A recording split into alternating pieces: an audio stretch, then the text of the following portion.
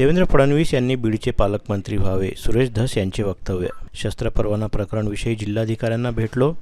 SP DSP सुद्धा बंदूक परवाना देत असतील तर बीड हे बिहारपेक्षा पुढचे काबुलस्तान होते आहे. जिल्हाधिकाऱ्यांनी हे थांबवायची कारवाई केली नाही तर त्यांच्यावर कारवाईची मागणी करावी लागेल. ज्या लोकप्रतिनिधी पद भाड्याने दिलं त्यांनी शिफारस दिली त्यांची देखील चौकशी व्हायला पाहिजे. याबाबत माझ्या मतदारसंघात केमिकल ताडी विकत होते. माझ्या इथल्या हातभट्ट्या बंद करून टाकल्या. 307 ज्यांच्यावर केस आहे त्यांचे वाढदिवस साजरे करायचे. मी भीक मागतो. आमच्या जिल्ह्याचे पालकमंत्री तुम्ही व्हा. ओबीसी गेले असते तरी मी असंच बोललो असतो. बबनराव तायवाडे व केसरकरांवर विचारणा केली असता मला यावर काही बोलायचं नाही. नवीन एसपी आले आहेत ते कारवाई करत आहेत. जे सोशल माध्यमांवर फोटो काढतात 307 सारखे गुन्हे दाखल करतात ही चांगली बाब. यावर कारवाई करावी. भाजीपाल्यासारखे परळीत शस्त्र वाटप होत आहेत हे भयानक गोष्ट आहे.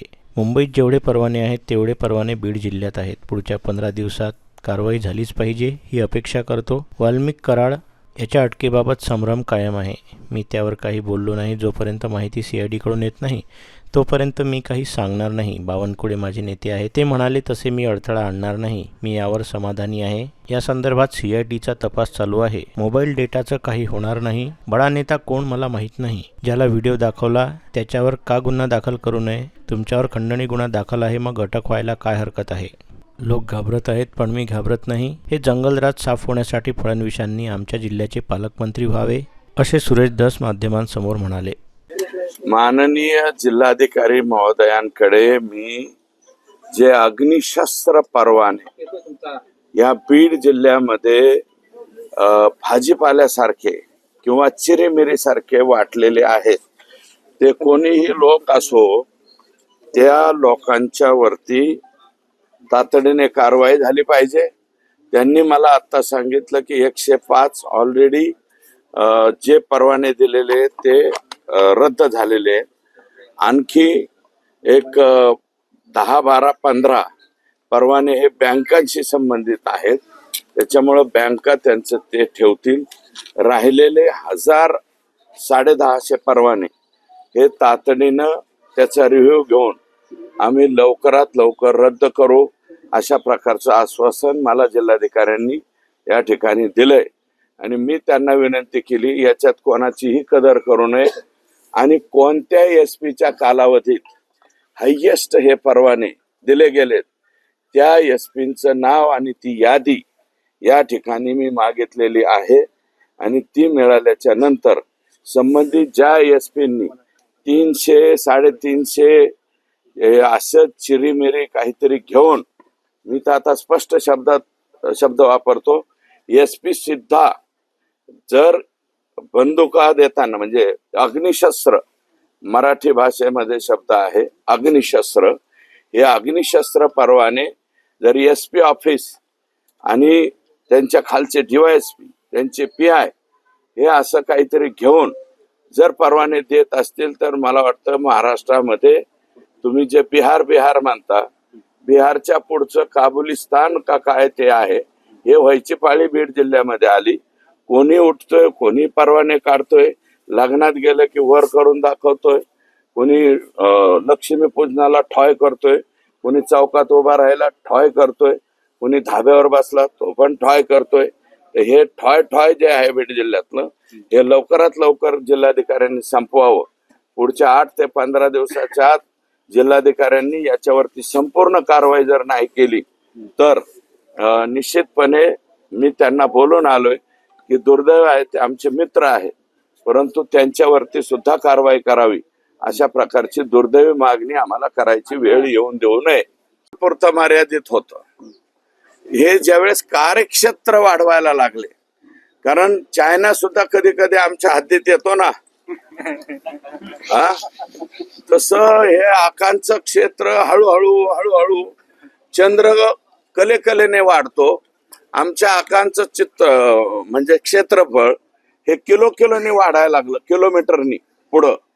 1 किलोमीटर, 2 किलोमीटर, 5 किलोमीटर, 10 किलोमीटर एवढ्या स्पीडली ते वाढायला लागलं. त्याच्यामुळं ते लोकांच्या डोळ्यावर आलं. आणि यापूर्वी ते आष्टी मतदारसंघात येत असताना त्यांना एकदा मी समज दिली होती की तुमचं हे जे चाललंय ना हे अतिशय गैर आहे, चुकीचं आहे. हे धंदे तुमचे करायचे असतील तर तुमच्या मतदारसंघापुरते करा, तुम्ही बाहेर निघू नका.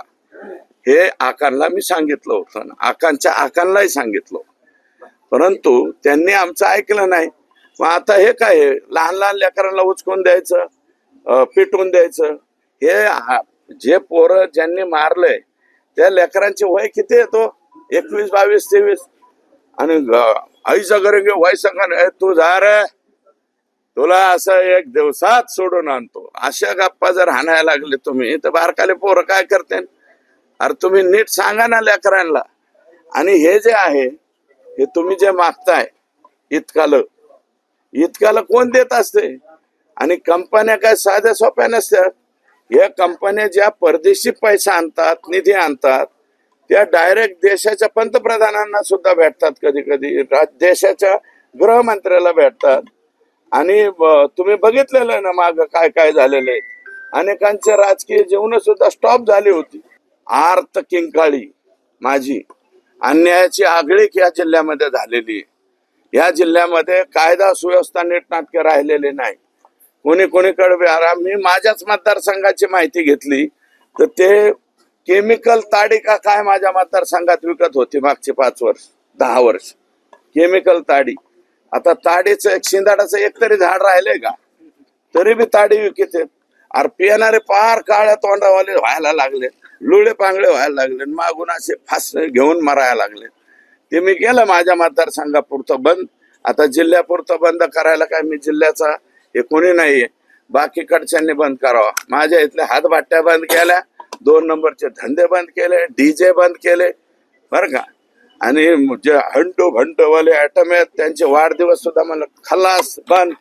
307 फीट ज्यांच्यावर केसेस आहेत त्यांनी वाढदिवस साजरे करायचे नाही. यांनी मोठ्या जोशात वाढदिवस साजरे करायचे आणि बारकाल्या पोरांनी ह्यांचे आदर्श घ्यायचे का? 307 वाल्यांचे. बीड जिल्ह्यामध्ये कायदा व सुव्यवस्था राहिलेलाच नाहीये. म्हणून एक स्पेशल केस म्हणून मी आर्जव म्हणतोय, आर्जव, आर्त किंकाळी किंवा भीक मागतो म्हणा, झोळी पसरून त्यांच्या पुढे भीक मागतो की आमच्या जिल्ह्याचे पालकमंत्री तुम्हीच व्हा, नका देऊ दुसरीकडं. ते एकदा विशेष बाब म्हणून गडचिरोली साहेबांनी घेतलेली होती. मला टेक्निकली सुद्धा माहिती आहेत. मी 5व्या टर्मचा आमदार आहे. हा चला बोला आणखी काय. दीपक केसरकर आणि बबन तायवाडे बोलले की धनंजय मुंडे ओबीसी नेते असल्यामुळे त्यांना टार्गेट केलं जाते. कोण? बबनराव तायवाडे आणि दीपक केसरकर दोघे मिळून असं बोलले. मला नाही उत्तर द्यायचं. चला ह्याच्यात कुठं ओबीसी काय आणला? माणूस गेलं कोणतं? अरे बाबा ओबीसीचं जरी गेलं असतं तरी आम्ही असंच बोललो असतो. इतक्याच पोटतिडकीने आम्ही हा प्रश्न मांडला. कुणाला पटतंय? कोणत्या ओबीसीला पटतंय का? काय दीपक केसरकर, तायवाडे साहेब कुठले तायवाडे?